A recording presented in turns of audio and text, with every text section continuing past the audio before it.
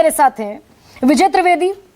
मैं आज कॉन्स्टिट्यूशन की साख पर सबसे बड़ा सवाल कर रही हूं, जिसमें कहा है कि रंग, जाति, नस्ल, जन्मस्थान, धर्म किसी आधार पर भेदभाव नहीं होगा। हमारे माननीय सांसद संसद की दहलीज क्रॉस नहीं की, वो खुलेआम बयान दे रहे हैं, मुसलमानों का, यादवों का काम नहीं करेंगे, कोई डिसिप्लिनरी एक्शन नहीं।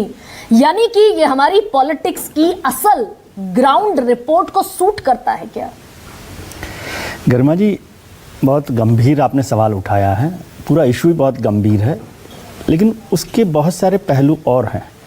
वैसे ये अच्छा लगा कि आजकल मार्केट में रफूगिरी का जो बिजनेस है ना, वो ख़त्म हो गया है, लेकिन पॉलिटिक्स में अभी अच्छे से चल रहा है कि रफूगिरी कैसे करनी चाहिए।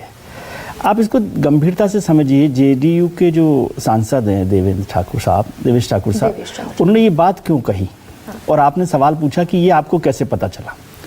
यही इस जो बयान है ना, उसके मूल में है।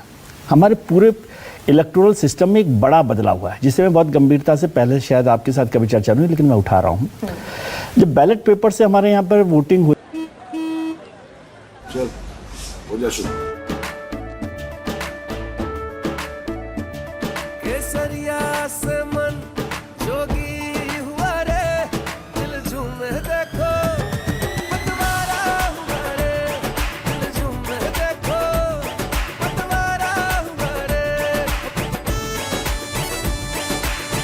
हर पल मनाओ केसरी त्योहार। विमल, बोलो जुबान केसरी होती थी और काउंटिंग होती थी, तो एक सिस्टम था कि वो बैलेट पेपर सारे के सारे एक साथ मिला दिए जाते थे, सारे बॉक्सेस खोले जाते थे और सबको मिलाकर फिर काउंटिंग होती थी। तो उसका फायदा ये होता था कि आपको नहीं पता कि किसका वोट कहाँ चलेगा। अब जब ईवीएम पर हो रहा है, तो ईवीएम पर आलोक शर्मा जी हों, अभिषेक जी हों, गीता जी हों, विजय त्रिवेदी हो, आपको हर बूथ का, हर ईवीएम का वोट पता है।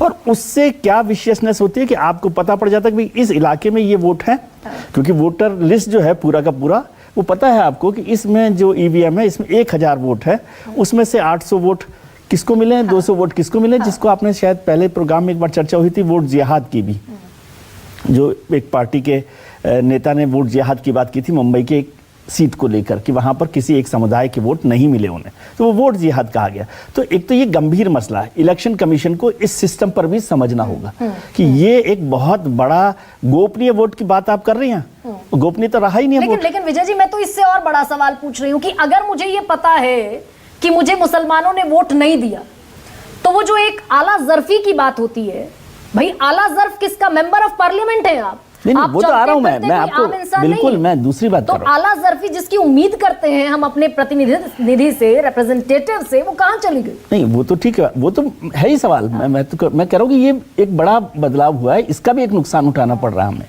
अब दूसरी बात कीजिए कि ये तो आपने रफूगिरी और सारी बात कर दी है कि किस तरह से रफू किया जा रहा है, और कथनी और करनी का अंतर इकरा भी जिस तरह से बात कर रही थी, और सब लोग कर रहे हैं कि प्रैक्टिकल बात क्या हो रही है, क्या नहीं हो रही है।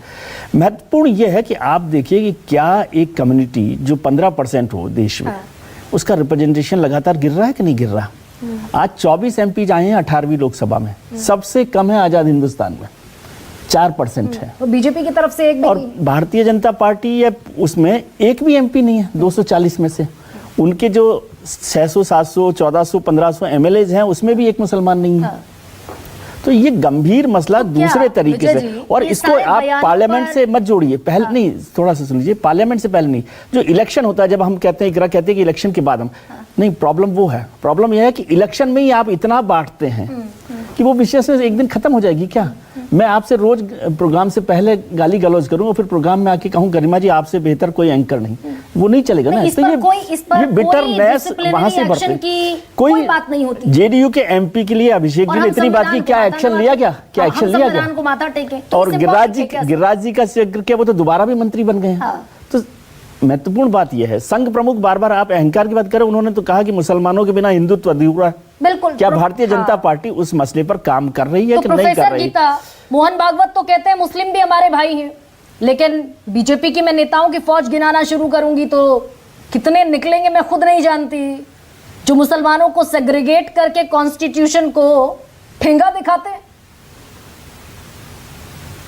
देखिए, मुस्लिम और हिंदू या कोई भी और जो मुसलमानों के अलावा और भी जो अल्पसंख्यक समाज है, जो भारत की भूमि है, जो जिसने की 4 धर्मों का जहां जन्म हुआ, वहां किसी के भी मन में अगर ये विचार अगर आता है कि ये किसी एक ही समुदाय के लिए ये भूमि है, तो ऐसा सोचना ठीक नहीं है। परंतु विषय यहाँ ये है कि जैसा अभी त्रिवेदी जी ने भी कहा कि जब लोकतंत्र में जब लोग वोट जिहाद की बात करने लगते हैं, और ये एक कांग्रेस राजनेता है जिनके यहाँ सलमान खुर्शीद जी का मुझे ध्यान आ रहा है, सलमान खुर्शीद जी की कोई रिलेटिव थी जिन्होंने अपने भाषण में, और वो वहां खड़े थे बाकायदा, और कहा कि जो है आप जो है जहां ये जो वोट है जिहाद के नाम पे पढ़ना चाहिए। जी प्रोफेसर तो गीता, मैं बड़े माइन्यूट से फर्क की तरफ आपको ले जाना चाहती हूँ। प्रोफेसर गीता एक सेकंड, मैं बड़े महीन फर्क की तरफ आपको ले जाना चाहती हूँ कि चुनाव लड़ लिया, मोहन भागवत ने कहा युद्ध की तरह चुनाव लड़ा गया, लेकिन अभी हम जिस मोड़ पर बैठकर बात कर रहे हैं, हम उस किसी भी व्यक्ति की बात नहीं कर रहे जिसने चुनाव लड़ा। हम बात कर रहे हैं उन लोगों की जो चुनकर मेंबर ऑफ पार्लियामेंट बन गए हैं। आलोक शर्मा सबकी जिम्मेदारी है क्या? बहुत छोटा सा रिमार्क दीजिए। अब सबकी साझा जिम्मेदारी है क्या कि ये स्पिरिट बची रहे कम से कम कॉन्स्टिट्यूशन? सभी की जिम्मेदारी है। सबसे पहली जिम्मेदारी देश के प्रधानमंत्री की, और सबसे ज्यादा अगर किसी ने जहर बोया है तो देश के प्रधानमंत्री ने बोया।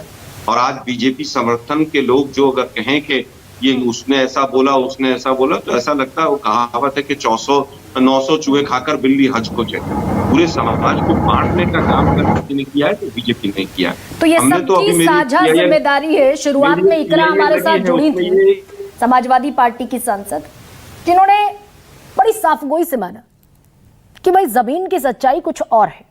हाँ, ये जरूर हुआ है कि भाई अगर घर में स्थितियां खराब हैं तो पर्दा उघाड़ा नहीं जाता, पर्दा लगाया जाता है। और ये जिम्मेदारी है सारे उन तमाम माननीयों की जो चुनकर संसद में पहुंचे हैं। और इस तरह के गैर जिम्मेदाराना बयान निश्चित तौर पर कॉन्स्टिट्यूशन की कोर स्पिरिट के खिलाफ है। एक्शन बनता है, नहीं होता, ये भी सच्चाई है। सबसे बड़ा सवाल में फिलहाल इतना है। इजाजत दीजिए।